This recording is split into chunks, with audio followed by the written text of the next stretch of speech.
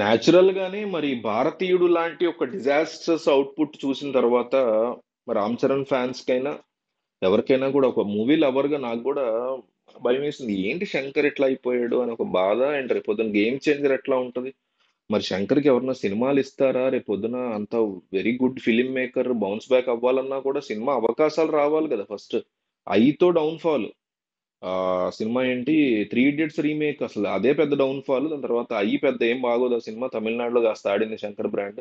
Robot అయితే డబ్బులు వచ్చినాయి కానీ ఎక్కడ బ్రేక్ ఈవెన్స్ అవ్వలేదు, అది కూడా డిజాస్టర్ గా మిగిలిపోయింది. ఇక భారతీయుడు టూ అయితే శంకర్స్ హైయెస్ట్ డౌన్ ఫాల్ కింద మారిపోయింది. సో మరి గేమ్ చేంజర్ పరిస్థితి ఏంటి? దీంట్లో కూడా డౌటే. బట్ కాస్తంత రిలీఫ్ ఇచ్చేటువంటి థింగ్స్ ఉన్నాయి కొన్ని గేమ్ చేంజర్ సంబంధించి, అవి చెప్దాం అనేసి నేను అనుకున్నా. సుజాత గురించి మనం ఆల్రెడీ వీడియో తీసాం. సుజాత రంగరాజన్ ఆయన రైటర్. ఆయన చనిపోయాక డౌన్ ఫాల్ శంకర్ అనేసి మనం ఆల్రెడీ వీడియోస్ చేసాం. చూడండి, మన మెయిన్ ఛానల్లో ఉన్నాయి, ఈ ఛానల్లో కూడా ఉన్నాయి, చూడండి. సో ఇప్పుడు ఏంటి మరి, ఆయన గ్రిప్ పోయింది అనే మాట వినిపిస్తుంది. అయితే స్టోరీ అనే పరంగా ఆయనకి గ్రిప్ ఉంది, గేమ్ చేంజర్ స్టోరీ బాగుంది అనే మాట వినిపిస్తుంది.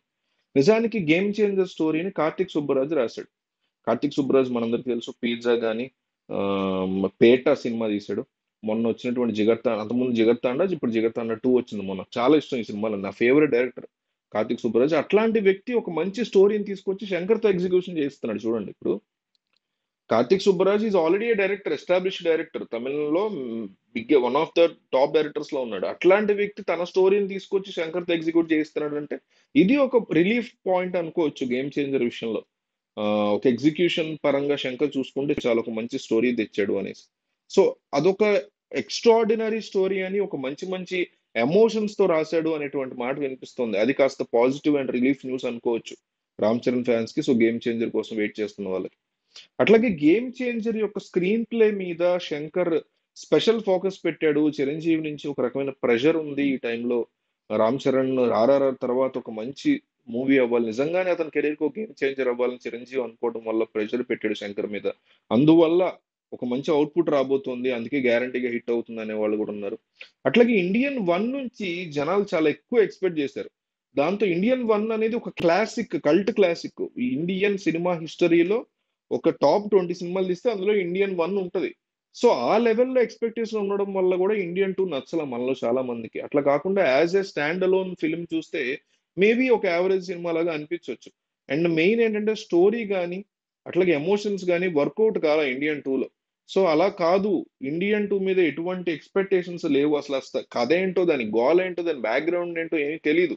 కాబట్టి ఇది ఇంట్రెస్టింగ్ పాయింట్ అవుతుంది అనే మాట వినిపిస్తుంది. ఇంకొకటి ఏంటంటే మొన్న కూడా ఒక వీడియోలో చెప్పా, గేమ్ చేంజర్ కూడా సెకండ్ పార్ట్ కోసం ట్రై చేశారంట.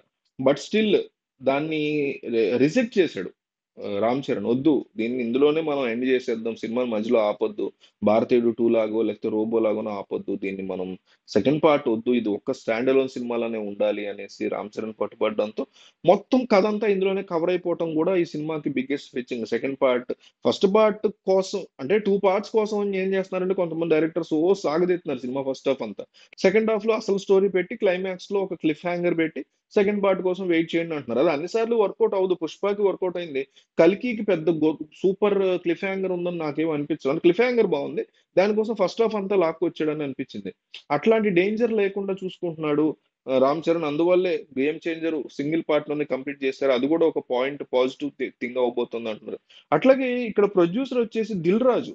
సో దిల్ రాజు అనే వ్యక్తి చాలా డీప్ గా ఇన్వాల్వ్ అయ్యి ఈ ప్రాజెక్ట్ ని యాక్సెప్ట్ చేశాడు. అసలు కార్తిక్ సుబ్బరాజుని ఇన్వాల్వ్ చేసిందే దిల్ రాజు, చిరంజీవి. సో వీళ్ళు ఆల్రెడీ స్క్రిప్ట్ ని చదివి స్క్రిప్ట్ ఎగ్జిక్యూషన్ శంకర్ బాగా చేయగలుగుతాడు, ఇది బాగుంటుంది, ఇది ఒక political thriller, thriller kind of thing లోకి వస్తుంది. ఇదేదో రివెంజ్ డ్రామా కాదు, భారతీయ టూ లాగా ఐ లాగా. మీకు ఐ గానీ భారతీయ టూ గానీ సిమిలారిటీస్ చాలా ఉన్నాయి. ఒక మనిషిని ఎన్ని రకాలుగా చంపొచ్చు అనేది ఒక రివెంజ్ ఫార్ములాతో వచ్చినట్టు ఉంది తప్ప సినిమాలో కాంటెంట్ ఎందుకు చేస్తున్నాడు ఈ హత్యలు అనే దాని మీద ఒక ఎమోషనల్ కనెక్ట్ ఉండదు ఐలో కానీ గేమ్ చేంజర్ లో కానీ. సో ఇప్పుడు గేమ్ చేంజర్ డెఫినెట్లీ హిట్ అవుతుంది, కాస్త రిలీఫ్ ఇస్తుంది, కంగారు పడక్కర్లేదు అనడానికి ఇవైతే aspects. But still as a big fan of Shankar, Shankar తన మార్క్ అయితే కోల్పోయాడు.